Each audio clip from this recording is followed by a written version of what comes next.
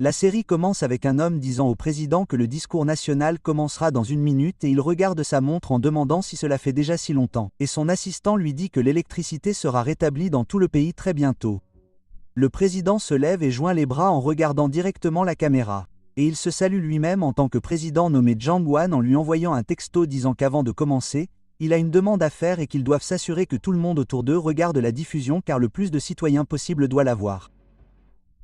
On lui dit que les taux d'audience montent en flèche et que cela ne fait même pas 1 minute et il sait qu'ils ont dû être très bouleversés par le confinement et il les remercie sincèrement pour leur coopération. Il a déclaré l'état d'urgence de la loi martiale le 16 juillet et l'armée a pris le contrôle des médias et des infrastructures nationales et de nombreuses routes principales ont été fermées. Ils doivent tous vouloir savoir pourquoi. Il demande à son assistant Lee s'il a une cigarette et son assistant plaisante en disant que les membres du parti d'opposition vont utiliser ça contre lui. On voit sa main trembler et il explique maintenant pourquoi il a déclaré la loi martiale et il expire la fumée en disant que c'est parce qu'il veut qu'ils connaissent tous une fin digne. Maintenant, ils doivent tous savoir que le scénario du jeu Survival Life se déroule dans la réalité et que l'astéroïde de ce jeu Yunjembi est réel. Selon les rapports qui sont arrivés à l'aube, l'armée n'a pas réussi à l'intercepter et, par conséquent, l'astéroïde s'est finalement écrasé dans la mer près d'Okinawa. Il a été confirmé qu'il a causé des dégâts catastrophiques et, malheureusement, les habitants du Japon ont tous été transformés en zombies. C'est à cause des spores provenant de l'astéroïde. Mais malheureusement, il semble que les agents pathogènes vont toucher Terre dans leur pays aujourd'hui et qu'ils ne peuvent pas éviter cet apocalypse. D'après ce qu'ils ont pu recueillir, il semblerait qu'un petit nombre de personnes, y compris les éveillés, soient immunisées contre la zombification. Il a donc préparé quelque chose pour eux, et pour des raisons de sécurité, ils seront ouverts dans 1 an. Mais il a installé des abris temporels aux endroits indiqués et espère que tout le monde pourra s'y rendre. Il leur donne ensuite un guide sur la manière de gérer les monstres qui apparaissent au début, et toutes ces informations seront à nouveau diffusées par le biais de prospectus largués depuis des avions. Bientôt, toutes les centrales thermiques fermeront et il est un homme aux nombreuses lacunes. Mais il pense avoir fait ce qu'il fallait dans leurs derniers instants. Et il dit que cela a été un honneur d'être avec eux tous et espère qu'ils pourront tous se revoir et vivre une vie heureuse. Il va ensuite remercier l'informateur anonyme qui a fourni la date exacte du jour J, mais la télévision est alors coupée. Un homme assis sur sa chaise dit qu'il espérait vraiment que la fin n'arriverait pas. Mais comme elle est déjà là, il doit survivre maintenant et il est un vétéran de l'apocalypse. On a un flashback d'il y a quelques mois, un homme demande à son ami s'il est prêt, il répond bien sûr, et on apprend qu'il s'appelle Piak, et il s'avère que le nom de Piak dans le jeu est Dugbutt.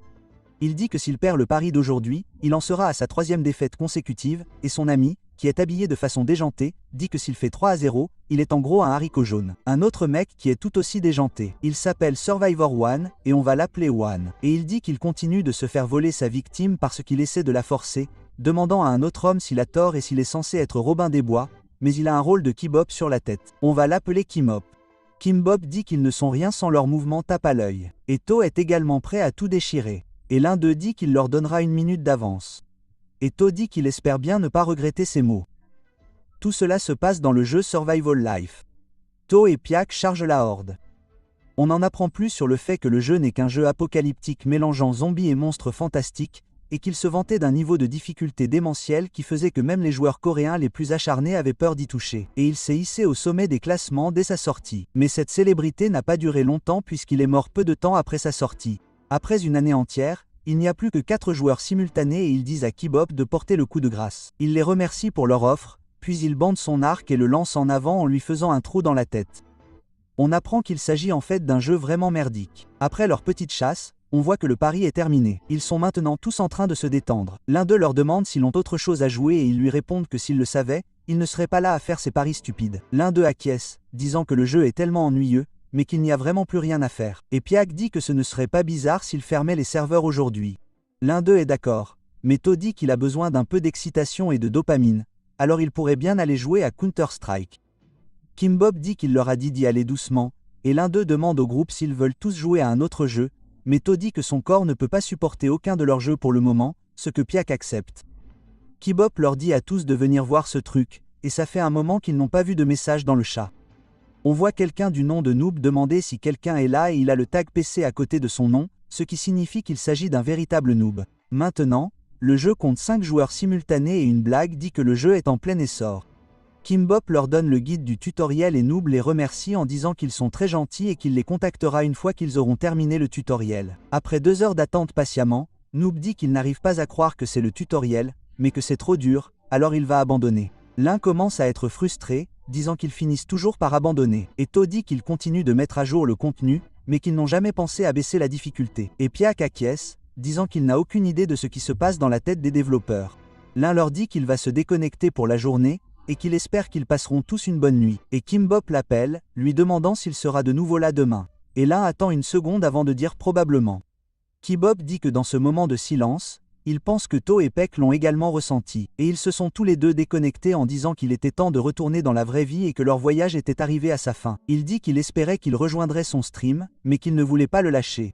Alors que les autres vétérans se connectaient de moins en moins, il est resté seul, mais a enregistré des vidéos de mise à jour pour profiter du jeu avec eux, et il a streamé jour et nuit en attendant que ses amis reviennent. Plusieurs mois ont passé après cela. La difficulté du didacticiel a été considérablement réduite et l'expérience de jeu en début de partie a été améliorée. Et en plus des zombies et des monstres fantastiques existants, de nouvelles créatures mutantes sont apparues, et il a accueilli favorablement cette mise à jour massive. Mais ses amis semblaient avoir perdu tout intérêt et ne se sont même plus connectés. Et donc le jeu s'est retrouvé avec un seul joueur simultané, qui était Kimbop. Il dit que ce jeu est sans espoir et qu'il pourrait bien abandonner à ce rythme. Mais quelqu'un l'a contacté en lui disant qu'il faisait partie de l'équipe des opérations qui a créé le jeu. Et avant leur annonce, ils aimeraient simplement remercier tous les utilisateurs qui ont chéri la vie de survie. Kimbop est surpris, disant qu'ils attendaient peut-être juste qu'il abandonne, et un monstre géant se met à hurler. Kimbop dit qu'il voulait attraper ce monstre avec ses amis avant d'abandonner, mais c'était dommage. Il appuie sur le bouton d'arrêt de l'enregistrement et enlève tout son équipement. Puis il supprime le compte de streaming, sa chaîne et tout ce qui lui a permis de passer plus de 5500 heures à jouer au jeu. Mais il n'a pas pu se résoudre à jeter le disque dur rempli de souvenirs. Il l'a donc fourré dans un placard de rangement. Et puis lui, Kimbop, dont on apprend finalement qu'il s'appelle Kansun Sungasho, a vraiment commencé à vivre sa vie. Son surnom est le chef épuisé, et il travaille désormais dans un restaurant qui vend, vous l'aurez deviné, des kimbas. La raison pour laquelle il s'est fait appeler Kimbop au départ était simple, et il tient un snack depuis 3 ans, et comme vous pouvez le voir, son entreprise marche plutôt bien. Si vous vous demandez où il dirige son entreprise, c'est au premier étage de la maison dont il a hérité après avoir perdu ses parents en 2e année de lycée, et ça s'appelle Sunhouse Tasty Snack. Il interpelle les clients, leur dit que leur repas est prêt, et une femme lui crie dessus, disant que les affaires semblent florissantes aujourd'hui, et qu'elle s'appelle Mi-kyung. Il n'a pas pu lui demander son nom de famille, mais c'est une coiffeuse locale et une cliente régulière, et ce n'est un secret pour personne qu'il la trouve très jolie. Elle lui montre son téléphone, lui demande s'il a vu ça, et il demande ce que c'est, et elle dit qu'apparemment, s'il crie fenêtre d'état, ça va apparaître, et beaucoup d'enfants en parlent. Elle a essayé plus tôt, mais malheureusement, rien n'est sorti pour elle. Il rit, disant que c'est impossible que ça arrive et qu'elle est juste trop crédule. Plus tard dans la soirée, il tend la main et crie fenêtre d'état. Et bien sûr, rien ne se passe au début, et il dit qu'il savait que c'était trop beau pour être vrai. Mais la foudre commence à surgir et ça apparaît. Il dit, ça lui a vraiment fait peur. Et on voit qu'il n'a pas de niveau ni de points, mais ses statistiques sont là et son trait s'appelle portail privé ouvert.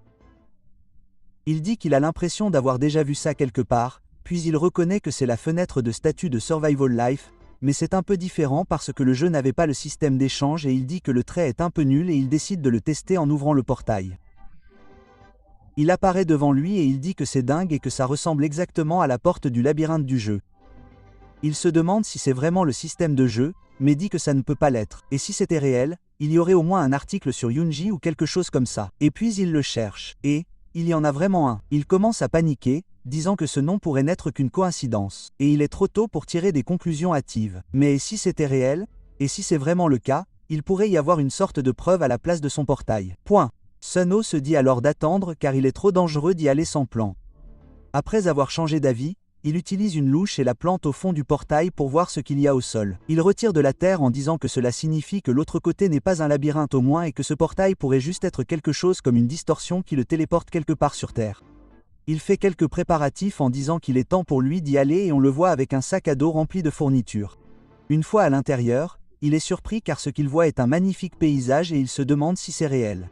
Il dit qu'il fait un peu froid et étant donné que son téléphone n'a pas de réseau, il peut supposer que cet endroit est au moins une zone très isolée et difficile d'accès pour les gens.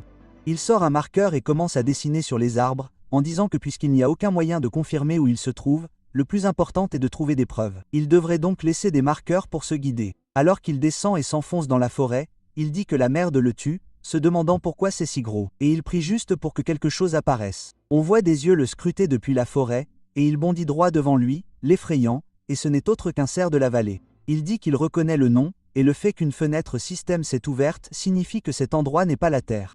Le cerf le regarde avant de s'enfuir, et il dit qu'il le fixait si intensément qu'il a eu peur pendant une seconde. Mais cela ne semble pas être un animal agressif, mais il n'a pas encore trouvé de preuve de l'apocalypse. Et ce serait une autre histoire s'il s'agissait de singes de pierre ou de bourses à bosse, car il n'a jamais vu de cerf de la vallée dans le jeu. Mais il a eu le pressentiment à partir de ce moment-là que cet endroit était un espace étroitement lié à la vie de survie. Mais il a dû se forcer à l'ignorer parce qu'il voulait nier qu'une catastrophe allait arriver à l'humanité.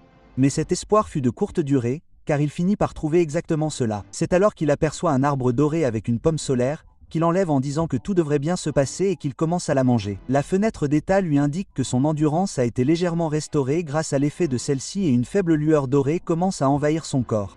Il dit que l'effet est exactement le même que celui du jus de pomme solaire qu'il vendait dans la boutique du jeu, et il rit en disant que cela le confirme à peu près en s'asseyant. En plus de cela, il y a aussi de la merde de gobelins, et il se dit qu'il doit l'accepter maintenant, et que la fin approche. Ayant transformé son sentiment de déjà-vu en certitude, il quitta immédiatement le portail et commença à se préparer. La première chose qu'il fit fut de sortir le disque dur qu'il avait stocké et de revoir ses premières séquences de jeu. Et il streama et enregistra tout son contenu parce qu'il aimait vraiment le jeu, et il n'arrivait pas à croire qu'il allait devoir l'utiliser comme ça.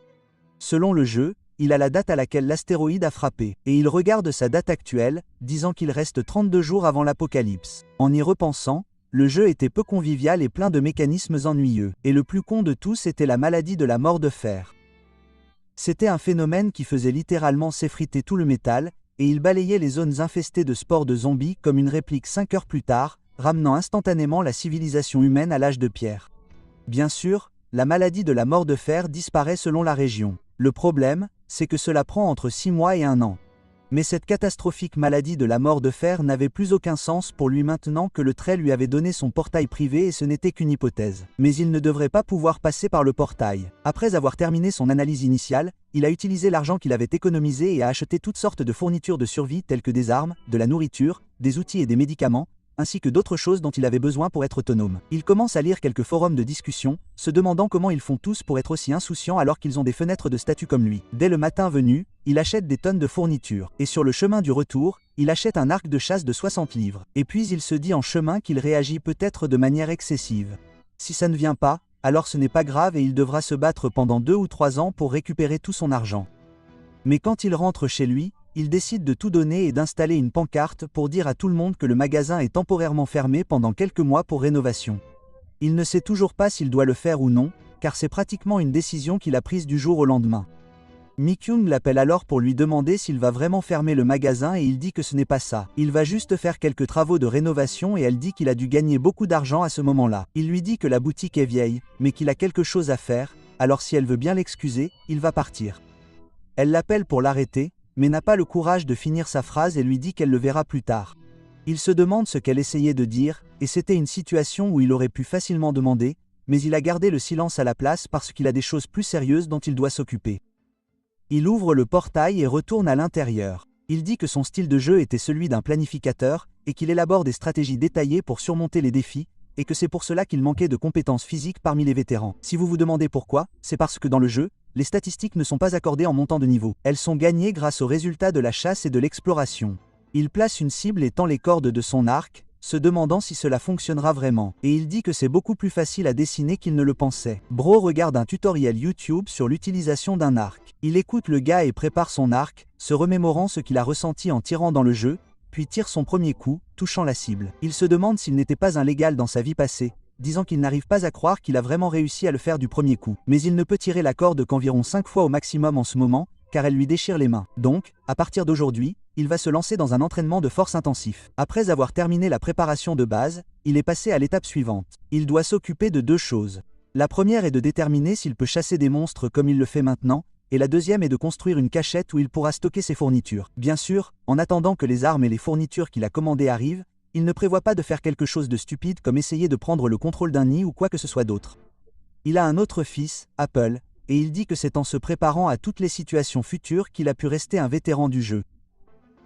Il retourne vers l'un des marqueurs et regarde autour de lui en disant qu'il est sûr qu'il était dans le coin jusqu'à ce qu'il le trouve et qu'il retourne à la cabane des gobelins. Il explique qu'il a cherché le Dookie gobelin pour une raison simple. Les gobelins sont des monstres qui vivent à l'origine en groupe. Un seul tas était donc anormal, et le fait qu'il ne s'agisse que de graines suggère qu'il n'a pas été mangé correctement, et il y a de fortes chances qu'il ait été banni de son groupe. Il doit donc le trouver coûte que coûte, car il n'a pas souvent l'occasion de se tester dans un vrai combat. Mais, alors que la nuit tombe, il entend des loups hurler et dit qu'il doit se rapprocher de la vallée. Il aperçoit ensuite un gobelin près d'une rivière et dit qu'il ressemble vraiment à ceux qu'il a vus dans le jeu. Pour information, les armes principales du gobelin sont des lances et des fléchettes empoisonnées, et il aime neutraliser ses adversaires avec du poison et les tourmenter, et c'est aussi la raison pour laquelle il a choisi un arc comme première arme. Il se dit de rester calme, et dit que c'est un vieux gobelin, et peut-être parce qu'il a été exilé, il ne porte pas de fléchettes empoisonnées ou de lances. Ses mains commencent à trembler, et il se dit que s'il reste calme, il peut le chasser. Il tire la flèche et le gobelin se retourne en l'entendant tirer, mais bloque l'attaque avec son bras et se met à crier. Il dit qu'il visait la tête mais qu'il est juste content de l'avoir touché. Il devrait profiter de l'avantage et en faire plus, mais le gobelin lance une pierre qui lui fait tomber l'arc des mains. Il dit que le gobelin doit être un vétéran aguerri aussi, et il sort une lame, et le gobelin sort son propre couteau de fortune et ils se chargent l'un l'autre. Leurs lames s'entrechoquent, puis Sunungo redresse le dos et le projette en avant vers la tête du gobelin. Le gobelin se baisse et riposte en le touchant à la jambe. Suno serre les dents avant de le plaquer au sol, puis lève son couteau en l'air et le plante directement dans la poitrine. Le gobelin tente de le repousser, mais il est trop faible, et nous voyons la vie quitter ses yeux. Il gagne 2 points pour cela et commence à halter, disant qu'il n'arrive pas à croire qu'il l'ait vraiment fait. Il repère ensuite un petit sac sur le sol indiquant qu'il s'agit de poudre de guacamole et d'huile végétale. Et dans le jeu, si vous combinez les deux, cela devient une pommade, alors autant essayer. Il dit qu'il doit également l'enterrer pour que les autres gobelins ne trouvent pas son cadavre, mais aussi pour qu'il ne se transforme pas en rampant osseux. Oh là là! Au fond de la mine, il repère alors la rivière et la truite rouge et reconnaît quelque chose, en disant « c'est mauvais ». Il commence à trembler de peur en se retournant et en croisant le regard d'une créature géante appelée l'ours hibou qui le fixe. Il dit qu'il est dans la merde. On a un flashback de son haut saluant tout le monde sur l'un de ses streams et il dit qu'aujourd'hui il va continuer comme la dernière fois en rédigeant un résumé des monstres qui peuplent la forêt. Les gens commencent à l'engueuler en disant que c'est ennuyeux et il leur dit qu'il a travaillé dur pour préparer ce contenu et l'un d'eux, nommé Bolongman, lui dit qu'il pense que ce sera amusant. Son haut le remercie pour le don et Bolongman dit que ce n'est pas du tout le cas. C'est juste l'argent qu'il a gagné en attachant ses yeux à 1000 $ aujourd'hui pour ses frais de visionnage. Les plaisanteries vont et viennent et l'une des personnes, nommée Dog, change sans cesse de nom pour s'adapter au scénario, ce qui est assez drôle. Suno dit, la dernière fois, ils sont allés à Cobalt, et il leur a expliqué qu'ils devaient éviter le grimpeur d'os à tout prix, mais les choses les plus dangereuses dans la forêt sont les loups-garous et les ours hibous. En particulier, le fait qu'un ours hibou ait établi un territoire signifie que l'écosystème des monstres est équilibré. Il dit qu'en y repensant, c'était vraiment la bonne époque. Et Bolongman était toujours enthousiaste et Batman racontait toujours des trucs en racontant, vous l'aurez deviné, le bap, qui est un type de nourriture coréenne. Il mentionne même un chien qui change de nom en temps réel pour le faire rire. Il va expliquer comment combattre un ours hibou, mais il se demande pourquoi il pense à des souvenirs passés en ce moment, et que c'est peut-être ce que les gens mentionnent quand ils disent que leur vie défile devant leurs yeux. Mais il dit, du moins pour lui, que c'est plutôt un flashback de ses vieux amis, lui disant de se ressaisir. Il commence à se pincer la jambe, se disant de réfléchir. Les ours hibous ont l'habitude de déchirer tout ce qu'ils voient quand ils ont faim, mais le fait qu'ils soient là signifie que ça fait partie de la vie. Il n'a pas faim. Autrement dit, il n'y a qu'une seule chose qui l'énerve, c'est qu'il a envahi son territoire où vivent les truites rouges. Si c'est le cas, il doit réfléchir à un moyen de s'échapper de cette situation, mais il n'en trouve qu'une. Il écarte les yeux et dit que son esprit est peut-être celui d'un Kimbop, mais que son corps n'est que lui-même, mais qu'il doit le faire s'il veut vivre. Et il crie, lui ordonnant de charger sur lui. Les yeux de l'ours se fixent et il dit qu'il a une tête de hibou, donc sa vision nocturne est vraiment bonne, mais il est faible face à la lumière du soleil. Il a mémorisé ces schémas il y a longtemps, il n'a donc plus qu'à les exécuter. Alors qu'il arrive, il dit que la seule chose qu'il a à faire est de se faire confiance et de compter sur son timing. La seule façon de créer un effet lumineux puissant dans cette situation alors qu'il commence à grimper sur son bras est de le diriger directement dans ses yeux. Il place la lampe torche juste devant son bec, puis il la met en marche. Le coupe, ce qui fait hurler l'ours en l'aveuglant. Mon pote vient vraiment d'utiliser la lampe torche la plus puissante du monde sur cette pauvre bête. Le lendemain matin, son réveil se met à sonner et il dit que tout son corps lui fait mal et il l'éteint, disant qu'il s'est peut-être évanoui dès qu'il est sorti. Et comme si combattre un gobelin ne lui suffisait pas, il n'arrive pas à croire qu'il est tombé sur un ours hibou et il ne veut vraiment plus jamais en revoir un. Il dit qu'il n'a rien mangé depuis qu'il est entré. Mais il trébuche de son lit et tombe par terre, disant que ses jambes n'ont plus aucune force, mais il repère la pomme solaire dans son sac et la sort, la croquant. Son endurance commence à se rétablir grâce à l'effet de la pomme solaire. Et il dit qu'il se sent maintenant un peu plus vivant et qu'il est temps pour lui d'aller se remplir l'estomac. Mais plus tard, on le voit l'air confus, se demandant pourquoi Mi-kyung est là. Et elle dit qu'elle est venue manger et que cet endroit est numéro 2 sur sa liste de ses endroits préférés. Restaurant. Il dit qu'il voulait dire pourquoi elle est assise avec lui et elle lui dit que c'est bien d'avoir un compagnon de repas. Elle se demande alors s'il a essayé ce qu'elle a mentionné plus tôt. Il lui demande si elle parle de la fenêtre de statue et elle dit oui en lui demandant s'il a essayé et il dit maintenant qu'il comprend pourquoi elle a arrêté de parler à ce moment-là. Elle lui dit qu'elle pense vraiment que c'est réel et elle souligne le fait que de l'argent a disparu dans une supérette et Sun-ho dit que c'est bien trop évident qu'elle veuille savoir la vérité. Il dit qu'il a essayé mais que malheureusement, cela n'est pas apparu. Sa vie était complètement justifiée dans cette situation et non seulement son trait n'est pas orienté vers le combat. Ses compétences sont spécialisées pour le jeu en solo plutôt que pour le jeu en équipe. Et puis dans une situation où la sécurité n'est même pas garantie, révéler sa main n'est pas différent de crier « S'il vous plaît, venez me manger ». Mais pour moi, le fait que Kyung continue de poser des questions sur l'éveil signifie qu'elle aurait pu le faire aussi. Elle s'excuse alors auprès de lui et il lui demande pourquoi elle s'excuse. Elle dit qu'elle a menti sur quelque chose.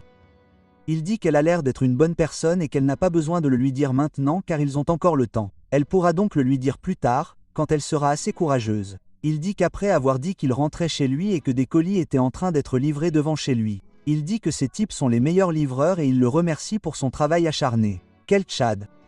Il a fini par déplacer tout ce dont il aurait besoin plus tard sur le toit et les choses dont il avait besoin tout de suite au 2e étage. Pendant qu'il y était, il a sélectionné les objets qu'il utiliserait pour l'opération du jour. Il a un masque à gaz, une combinaison ignifuge, du gaz poivré, une hache d'incendie, de l'essence, un extincteur, des tuyaux de plomberie et une longue vue. Et il dit que sa mission du jour est de trouver un endroit qui puisse servir de cachette. Il doit donc aller le sécuriser, quoi qu'il arrive. Lorsqu'il entre, il dit qu'il n'a pas été difficile d'en trouver un. Il a repéré un endroit suspect lorsqu'il cherchait le vieux gobelin, et il jette un coup d'œil par-dessus des buissons, le repère et dit que c'est absolument parfait pour une cachette. Mais le problème, c'est qu'il ne sait pas quel monstre vit à l'intérieur. Alors qu'il fixe l'entrée de la grotte, il repère des empreintes de pas et dit qu'elles appartiennent à des kobolds. Mais c'est en fait une bonne chose, donc il est vraiment heureux. Bien que le plan qu'il a imaginé fonctionnerait sur tous les monstres de bas niveau, il vérifie la direction du vent en disant que pour les kobolds qui seraient encore endormis car ils sont nocturnes. C'est un poison absolu. Pour son plan, il a dû ramasser du bois de chauffage. Puis après avoir placé le bois de chauffage près de l'entrée, il a versé de l'essence dessus. Et il va ensuite y mettre le feu, mais certains kobolds se réveillent et sortent. Il le repère et il les salue avant de saisir sa hache et de charger droit dessus. Sans une seconde de répit. Hésitant, il leur tranche la gorge à tous les deux, leur coupant même la tête. Il est surpris, disant qu'il ne pensait pas qu'une élimination en un coup lui était possible. Mais son niveau augmente, et il gagne maintenant un total de 4 points. Il dit qu'il trouvera tout cela plus tard, et qu'il veut commencer avant qu'il ne se réveille.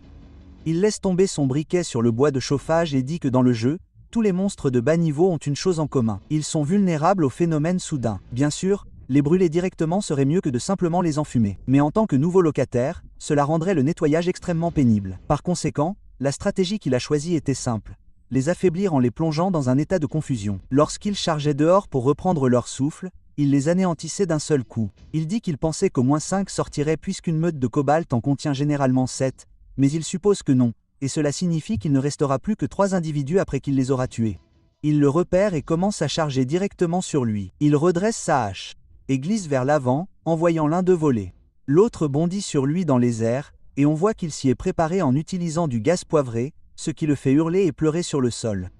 Il le tue ensuite également en lui coupant la tête. Il s'approche du dernier en disant que le chef est recroquevillé de peur, ce qui est vraiment pathétique, mais qu'il fera bon usage de sa cachette avant de lui fracasser la cervelle. Il enlève ensuite son masque en disant qu'il s'en est sorti assez facilement. Mais comme il n'a pas d'endurance, c'est vraiment dur. Et c'est comme un jeu, car le malus dû à l'épuisement fait également effet. Et le fait qu'il n'obtienne pas de points de statut lorsqu'il monte de niveau est assez dur. Mais monter de niveau débloque quand même des systèmes pratiques. Donc la salle d'aujourd'hui est grande. Et plus que tout, il a maintenant un espace sécurisé que lui seul peut utiliser. Mais il va devoir nettoyer leur nid d'abord. Il continue de le préparer et dit que la première chose qu'il a faite a été de nettoyer leur nid. Il continue de le préparer et dit que la première chose qu'il a faite a été de nettoyer leur nid. Nettoyage. Il y avait 15 mètres de profondeur, ce qui est un peu petit pour son abri, mais c'était dégoûtant. Et peut-être parce qu'il venait de terminer un énorme combat, c'était le travail le plus dur qu'il ait jamais fait. Il était vraiment dégoûté par leur comportement. Mais il dit que maintenant qu'il avait un espace sûr dans l'autre monde, il pouvait utiliser librement les propriétés des portes, ce qui rendait les choses beaucoup plus faciles car il les connectait directement à sa salle de bain. Mais il dit que c'était en fait tellement fatigant qu'il pensait qu'il allait s'évanouir. Quoi qu'il en soit, le fait le plus surprenant qu'il ait appris en voyageant entre les dimensions était qu'il pouvait fixer les coordonnées de l'autre monde et de la réalité. Et cela signifie que les objets pouvaient interagir. Même en chevauchant la frontière entre les deux mondes, il a pu sortir son tuyau de sa salle de bain et le mettre dans la grotte, ce qui signifie qu'il pouvait le laver pour le rendre encore plus propre. Il dit que c'est plutôt correct après le nettoyage, mais il va devoir frotter beaucoup de taches de sang et couler du béton sur le sol pour pouvoir ranger ses affaires facilement. Et le mortier prendra quelques jours à durcir, mais les panneaux sandwich aussi. Il repère ensuite des pierres et les reconnaît comme des pierres lumineuses et inflammables, et il dit que ce sont des éléments de départ essentiels dans le jeu, et que c'est une véritable mine d'or. Donc, dès qu'il aura terminé la construction, il va directement se lancer dans l'extraction. Le lendemain, comme il lui reste 29 jours avant l'apocalypse, il a de fortes douleurs musculaires, et il dit qu'il a peut-être trop fait, car il n'y a pas une seule partie de lui qui ne lui fasse pas mal. Il regarde ensuite son bras, voit un tas de petites blessures, se demandant quand il les a eues, et il dit que ce n'est pas assez grave pour gaspiller une pomme solaire, cependant, mais il a d'autres matériaux, et il pourrait faire une pommade. La méthode pour la faire est très simple, et il met la poudre dans de l'huile végétale dans un rapport 1:1, puis mélange jusqu'à ce que ça durcisse. Il termine de faire la pommade, et la fenêtre d'état lui indique qu'elle guérira légèrement les blessures, et il dit que c'est assez grave pour gaspiller une pomme solaire. Point dit, pour quelqu'un qui a de l'expérience en cuisine, c'est du gâteau. Il commence à en mettre sur ses blessures et dit qu'il a l'impression que ça guérit, mais que ce serait un peu trop si c'était comme ça à chaque fois. Pour augmenter ses statistiques, il doit continuer à faire ce qu'il fait maintenant, mais il a l'impression qu'il va mourir avant même que la catastrophe ne commence. Il dit qu'il devrait peut-être prendre une fronde, qui est plus petite qu'un arc, mais qui dépend beaucoup du terrain, mais il pourrait aussi prendre une arme à feu, ce qui signifie qu'il pourrait instantanément en abattre quelques-uns au début d'un combat. Il pense alors à quelque chose en disant qu'il y a une chose qui lui vient à l'esprit, mais que ce n'est pas un élément principal de l'histoire du jeu. C'est juste un élément de contexte, mais peut-être que cela arrivera aussi dans la réalité. Mais quoi qu'il en soit, ce n'est pas une information complètement inutile. Et si les mêmes événements précurseurs de l'histoire se produisent, cela sera bénéfique à bien des égards, donc cela vaut la peine qu'il s'y intéresse. Ayant établi un plan, il se rendit sur le toit prévu pour préparer la construction. Et il était là, vraiment surpris de voir que le livreur a transporté tout ce bazar sur le toit en une nuit, en disant qu'il était le vrai bouc émissaire de cette série. Heureusement pour lui, les sacs qu'il avait commandés étaient tous là, ce qui lui a grandement facilité la tâche. Il est ensuite allé chercher les autres articles qu'il avait commandés en descendant au premier étage. Alors qu'il s'apprêtait à déposer les colis, Mikong l'a interpellé, lui disant qu'elle était heureuse de le croiser. Et il se demande s'ils sont devenus si proches parce qu'elle a laissé tomber les formalités. Et il dit qu'il la voit assez souvent ces derniers temps. Elle dit qu'elle passe manger des tteokbokki tous les jours et il rit en disant qu'il est désolé d'avoir été si occupé avec la rénovation du magasin ces derniers temps. Elle dit qu'il a vraiment l'air d'être à la hauteur et il lui demande de quoi elle parle. Elle dit qu'il venait se faire couper les cheveux tous les 3 mois et il regarde ses cheveux en réalisant qu'ils sont devenus assez longs depuis qu'il a dû les attacher. Puis elle lui demande s'il aimerait se faire couper les cheveux tout de suite. Il dit qu'il en avait besoin de toute façon, donc ce n'est pas mal de lui dire qu'il en adorerait un. Ils se rendent dans son magasin et elle le dépose en lui demandant comment il veut se faire couper les cheveux aujourd'hui. Il lui dit de tout raser. Elle lui demande pourquoi et il dit qu'il veut prendre un nouveau départ. Elle dit que si c'est le cas, elle fera en sorte qu'il soit aussi beau que possible. Mais elle a l'impression que ses épaules se sont élargies aussi. Et il dit qu'il a recommencé à faire du sport récemment et il suppose que ça se voit. Elle dit qu'elle a entendu quelque chose récemment et que la fenêtre de statut est liée à la vie de survie. Et il dit que c'est intéressant. Et elle lui dit que les éveilleurs sont censés être des gens qui ont joué au jeu au moins une fois. Il demande si c'est vraiment le cas, mais lui demande où elle a eu l'information et elle va le lui dire avant que la cloche ne sonne et qu'un homme avec un tatouage de serpent sur le bras n'entre. Il s'appelle In, et elle lui demande ce qu'il fait ici à cette heure-ci et il dit qu'il est venu pour partager d'autres infos. Sunno s'est déjà battu avec ce type dans la vraie vie parce qu'il était très bruyant et il se demande si ce arrogant était vraiment sa source. In lui dit qu'il semble que le type essaie de monopoliser l'information, supprimant toutes ses vidéos et se faisant passer pour un imbécile. Elle lui demande s'il est sérieux et Sunno dit que ça lui semble assez familier et In dit qu'en ce moment dans leur groupe, ils essaient de savoir où il habite. Elle dit que ça a l'air illégal et Sunno se demande toujours qui c'est. In lui dit qu'honnêtement, ils ne sont pas dans une situation où ils peuvent être difficiles et attraper ce fils de Kim Bop. Alors, lui faire partager l'info est dans l'intérêt public. Elle dit que c'est quand même trop. Sunno dit qu'il a eu un pressentiment dès les premiers mots, mais qu'en fait ils sont en train de le traquer. In lui attrape la main avec force, disant qu'elle doit rejoindre leur équipe, mais elle lui dit que pas encore. Sunno dit que c'est ridicule et qu'il les a tous supprimés parce qu'il était désabusé.